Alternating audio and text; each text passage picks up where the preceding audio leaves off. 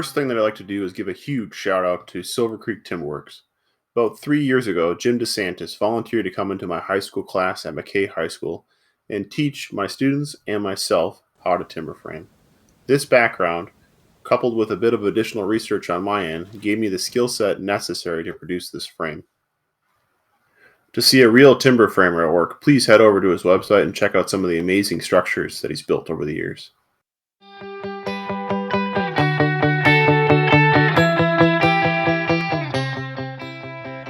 Within most projects, they start with a thumbnail sketch.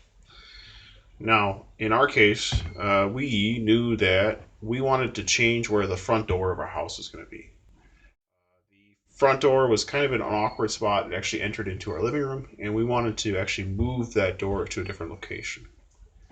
Before we began this process, I knew that I wanted to challenge my woodworking skills, and I knew that at some point in my life I wanted to build a scissor truss. Now, what I usually do is I will actually take my drawings and I will sketch them out to scale. And that also allows me to calculate the size or length of the timbers that I need to buy later on. Now, I took this drawing and I actually translated it once again into something that's a bit darker here. The pieces that I'm working on, and I haven't started building this yet, but this right here is going to be a rafter. This is going to be a rafter. This will be a 4x10. This cross here, which gives it the name of scissor truss, are going to be 4x8 by 8 footers. And then we'll also have this post coming down right here. The piece that you saw me cutting were the two posts right here. Now back to the basic anatomy of a timber frame. The very large timber that you saw that I cut the mortise in is this one right here. And I was actually cutting the mortise for this brace right here. This diagonal piece is called a brace. And eventually what's going to happen is this mortise and this mortise are going to line up perfectly on top of this post. And after we slip everything together, we will actually use a peg to hold the brace here and also the brace here. Additionally, there will be two pegs right here. Now, we started from a basic sketch, went through a couple of versions, and eventually this was translated into a set of blueprints which looks something like this. This is what the code inspector looked at. This is what the code inspector approved. Now, I always like to go through and actually draw it out by hand first, because I find that drawing it out by hand gives me a better sense about what I need to do as a builder to build this thing.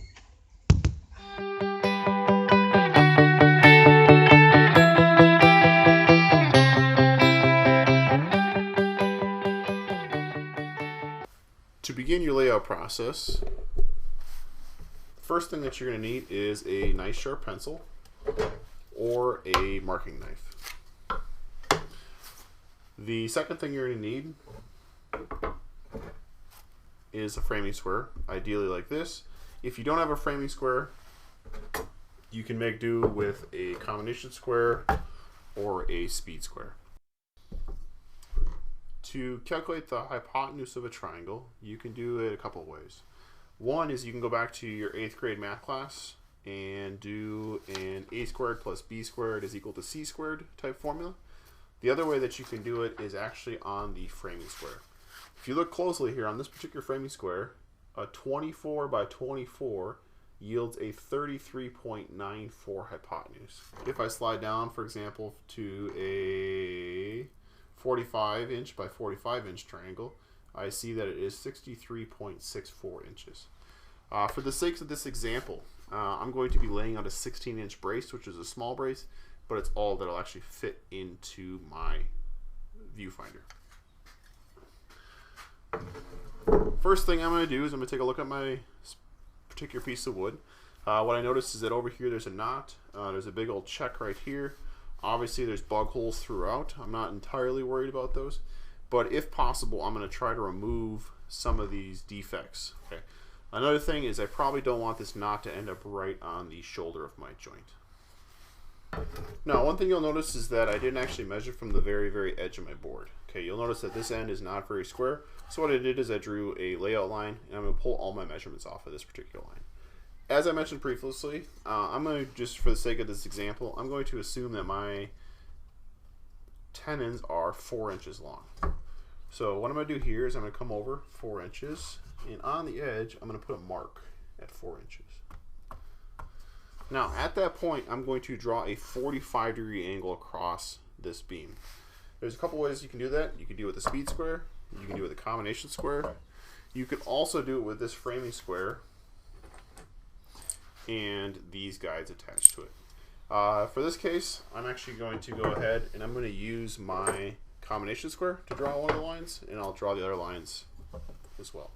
So at this point, I'm going to go ahead and set my square up at a 45-degree angle, and I'm going to draw an angle from this point.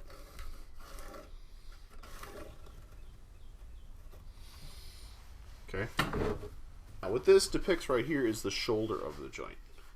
So before I go any further, I like to always write on my work so I don't forget and cut the wrong thing off. So I'm going to go ahead and write down shoulder and put a mark right here. And then I'm going to slide my square down and do the exact same thing again at 4 inches. And I could connect the dots like so, or in this case, I'm actually going to go through with my combination square, and I'm actually going to draw a line across.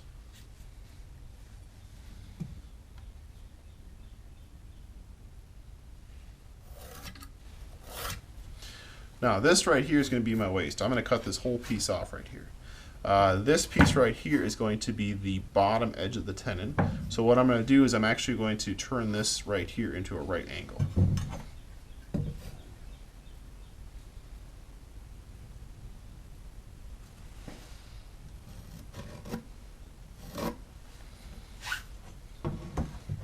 So if you can look right here, you can see that this is actually my tenon. Half of the dimension of the wood is going to be removed. We're going to remove half of the wood in this direction right here, and leave the other half, which is actually going to sit into the mortise. Now, generally speaking, I would never actually lay it out on a piece of wood that's this veiny, but this is just for instructional purposes.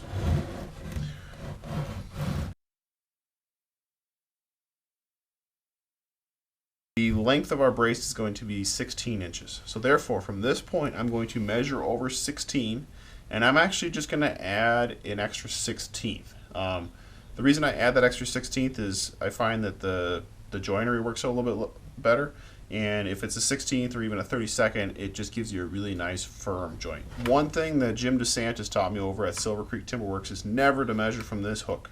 This hook could be bent out of whack, okay? It could be worn out.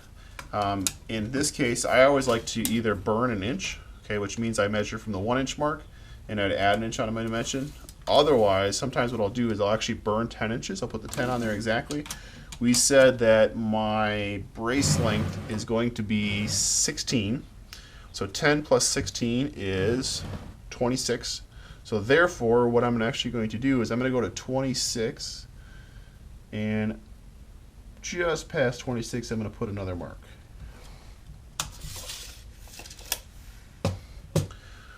Now, this is the point for me, which is the most confusing. So this is going to come in this way, and then this is going to come in this way.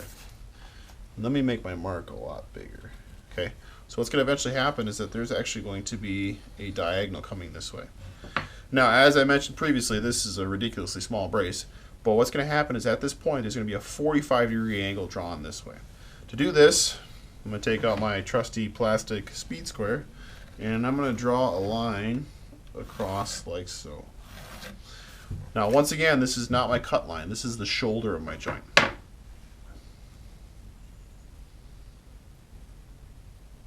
Okay. We said that our tenons are going to be 4 inches. So what I'm going to do is I'm actually going to measure down 4 inches this way, and then I'm going to draw my line across like so. To do that, take out my framing square, and I'm going to measure down 4 inches, and we are square, so I'm just going to go ahead and draw that. Slide it down, and I always like to put 2 tick marks just to make sure that my measurement's not wacky. Okay, and then what I'm going to do is I'm actually going to connect these 2 lines right here.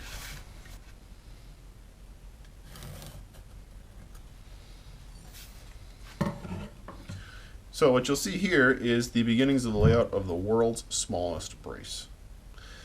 Now, in the actual video, I'm going to be cutting a much larger brace, and you guys will see how this layout actually works in reality.